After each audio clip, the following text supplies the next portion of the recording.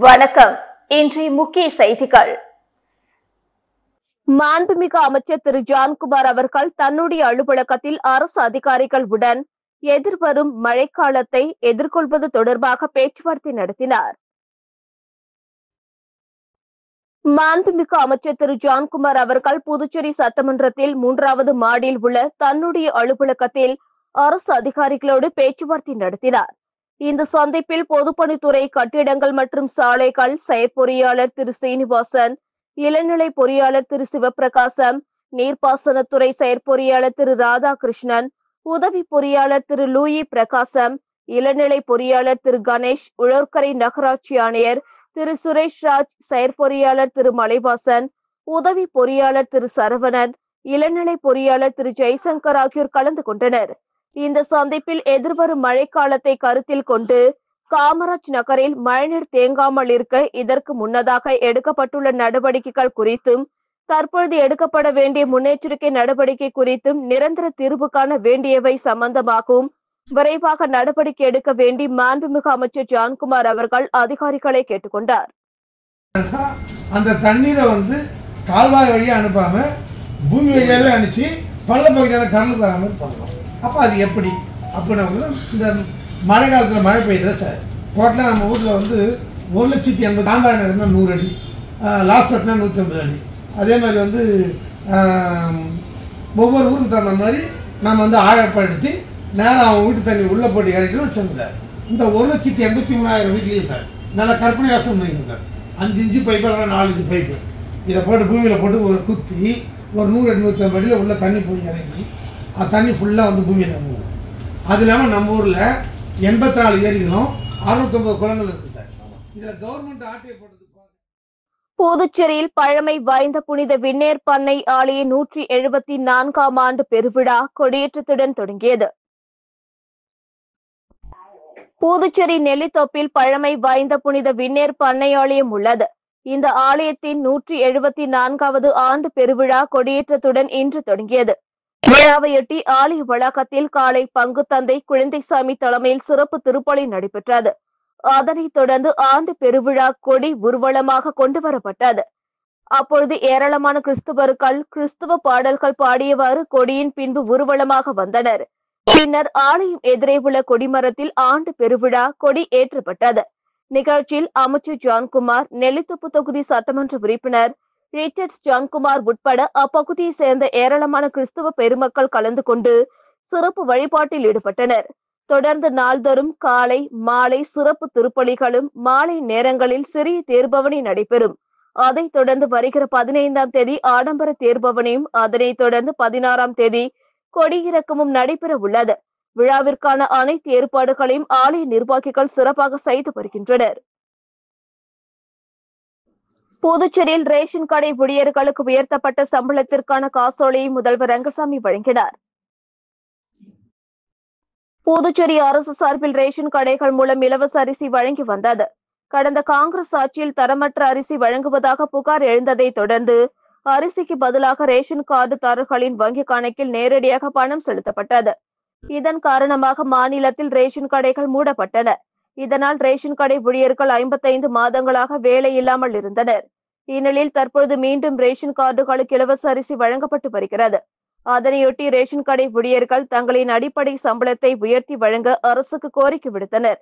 அதனை ஏற்ற முதல்வர் ரங்கசாமி ரேஷன் கடை ஊழியர்களின் அடிப்படை சம்பளம் ரூபாய் 4,500 ரூபாய் 12,000 உயர்த்தி உத்தரவிட்டார்.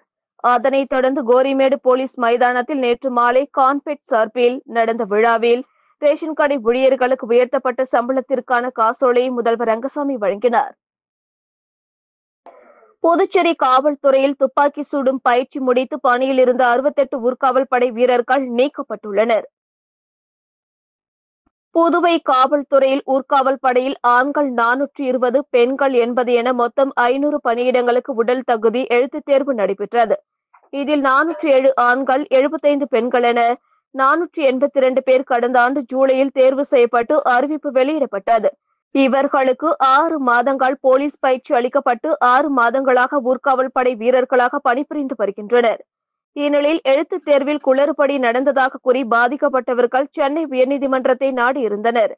சென்னை உயர்நீதிமன்ற தீர்ப்பின்படி 500 பேர் அடங்கிய ஊர்காவல் படை வீரர்கள் திருத்த பட்டியலை பணியாளர் நிர்வாக சீர்திருத்தத்துறை தேர்வு கட்டுப்பாட்டாளர் பங்கஜ் குமார் ஜா வெளியிட்டுள்ளார். திருத்தப்பட்ட கட் ஆஃப் மதிப்பெண் அடிப்படையில் பெண் ஊர்காவல் படையில் 80 பேரும் ஆண்கள் 420 பேரும் புதிதாக அறிவிக்கப்பட்டுள்ளனர். கூடுதல் மதிப்பெண் கிடைத்ததால் தேர்வில் தோல்வியடைந்த 68 பேர் புதிதாக தேர்ச்சி பட்டியலில் இடம்பெற்றுள்ளனர். இந்த நிலையில் ஏற்கனவே பயிற்சி பெற்ற 68 பேர் நீக்கப்பட்டுள்ளனர். அரசின் இந்த முடிவு அவர்களுக்கு பெரும் அதிர்ச்சியை ஏற்படுத்தியுள்ளது. தேர்வில் நிர்வாக சீர்திருத்தத்துறை சரியாக கேள்விகளை தயாரிக்காததே இந்த குளறுபடிகளுக்கு காரணமாக அமைந்துவிட்டது என்று அவர்கள் கூறி வருகின்றனர். புதுச்சேரி அரசு பேட்காம் மூலம் ஊசூடு சட்டமன்ற தொகுதியில் சுமார் 63 லட்சம் மதிப்பில் பல்வேறு வளர்ச்சிப் பணிகளை தொகுதி சட்டமன்ற உறுப்பினர் சரவணன்குமார் தொடங்கி வைத்தார். புதுச்சேரி அரசு ஆதி திராவிடர் வரைநிலை மேம்பாட்டுக் கழகம் மூலம் ஊசூடு தொகுதிக்குட்பட்ட திடீர் நகர் பகுதியில் ரூபாய் 25 லட்சம் மதிப்பெண் சாலை மற்றும் கழிவுநீர் வாய்க்கால் அமைக்கும் பணி, ரூபாய் 30.14 லட்சம் மதிப்பில் சேதராப்பட்டு பழைய காலனியில் உள்ள கருமாதி கொட்டகை செல்லும் சாலை மற்றும் கழிவுநீர் வாய்க்காலை மேம்படுத்துதல் பணி மற்றும் ரூபாய் 13 லட்சம் மதிப்பில் பிள்ளையார்குப்பம் பேட் கொட்டகையை புதுப்பித்தல் மற்றும் மதில் சுவர் அமைக்கும் பணிக்கான பூமி பூஜை விழா இன்று நடைபெற்றது. இந்த 3 நிகழ்ச்சிகளிலும் தொகுதி சட்டமன்ற உறுப்பினர் சரவணன்குமார் கலந்து கொண்டு தலைமை தாங்கி பூமி பூஜை செய்து பணியினை தொடங்கி மேலும் விரைந்து பணிகளை முடிக்குமாறு அதிகாரிகளிடம் அறிவுறுத்தினார். புதுச்சேரி குயவர்பாளையம் அருள்மிகு ஸ்ரீ புட்லாயம்மன் ஆலய ஆடி மாத 7ஆம் ஆண்டு பிரம்மோற்சவ விழா கணபதி ஹோமத்துடன் தொடங்கியது. புதுச்சேரி குயவர்பாளையம் செல்ல பெருமாள் கோவில் வீதியில் அமைந்துள்ள அருள்மிகு ஸ்ரீ புட்லாயம்மன் ஆலய ஆடி மாத 7ஆம் ஆண்டு பிரம்மோற்சவ விழா இன்று மகா கணபதி ஹோமத்துடன் தொடங்கியது. தொடர்ந்து அம்மன் மற்றும் பால விநாயகருக்கு மகா தீபார்த்தனை காட்டப்பட்டது. இதில் திரளான பக்தர்கள் பலர் கலந்து கொண்டனர். தொடர்ந்து இந்த பூஜையில் கலந்து கொண்ட அனைவருக்கும் பிரசாதம் வழங்கப்பட்டது. விழாவின் முக்கிய நிகழ்ச்சியான திருத்தேர் வீதி உலா வரும் 15ஆம் தேதி வெள்ளிக்கிழமை நடைபெற உள்ளது. இதற்கான ஏற்பாடுகளை ஆலய நிர்வாகிகள், ஆலய அர்ச்சகர்கள், இளைஞர்கள், ஊர் பொதுமக்கள் சிறப்பாக செய்து வருகின்றனர். புதுச்சேரியில் ஒருவர் ஆன்லைனில் குறைந்த விலைக்கு பெயிண்ட் ஆர்டர் கொடுத்து ரூபாய் 49,000 இழந்தது தொடர்பாக சைபர் கிரைம் போலீசார் விசாரணை மேற்கொண்டு வருகின்றனர். லாஸ்பேட்டை சேர்ந்த ஆண் நபர் ஆன்லைனில் குறைந்த விலைக்கு விற்பனை செய்யப்படுவதாக வந்த பெயிண்ட் கம்பெனி விளம்பரத்தை பார்த்துள்ளார். இதையடுத்து ரூபாய் 49,500 முன்பணம் செலுத்தி பெயிண்ட் ஆர்டர் செய்துள்ளார். ஆனால் பொருள் வீட்டிற்கு டெலிவரி செய்யப்படவில்லை. லாஸ்பேட்டை சேர்ந்த ஆண் நபர் சுற்றுலா தொடர்பாக ஆன்லைனில் தேடியுள்ளார். பின் அவரை தொடர்பு கொண்ட மர்ம நபர் சுற்றுலா இடங்களை பார்வையிட பணம் அனுப்பும்படி கூறியுள்ளார். இதை நம்பி 7,452 ரூபாய் அனுப்பி ஏமாந்துள்ளார். சண்முகாபுரத்தை சேர்ந்த பெண் ஒருவர் வாட்ஸ்அப் மூலம் அடையாளம் தெரியாத நபருடன் பேசி பழகி வந்துள்ளார். மேலும் அவருக்கு தன்னுடைய புகைப்படங்களையும் அனுப்பி வைத்துள்ளார். இதையடுத்து மர்ம நபர் பெண்ணின் புகைப்படத்தை மார்பிங் செய்து உறவினர்களுக்கு அனுப்பிவிடுவதாக கூறி மிரட்டியுள்ளார். புகாரின் பேரில் சைபர் கிரைம் போலீசார் விசாரித்து வருகின்றனர். மடுக்கரை ஸ்ரீ முத்தாளம்மன் ஆலயத்தில் 12ஆம் ஆண்டு சாகை வார்த்தல் மற்றும் செடல் போடுதல் விழா சிறப்பாக நடைபெற்றது. புதுவை மாநிலம் அருகே உள்ள மடுக்கரை VS நகரில் எழுந்தருளி உள்ள ஸ்ரீ முத்தாளம்மன் ஆலயத்தில் 12ஆம் ஆண்டு சாகை வார்த்தல் திருவிழா சிறப்பாக நடைபெற்றது. முன்னதாக பந்தக்கால் நடுதல், காப்பு கட்டுதல், கோபூஜை, கரகம் புறப்படுதல், செடல் போடுதல், பொங்கல் வைத்தல், கும்பம் கொட்டுதல் ஆகியன நடைபெற்றது.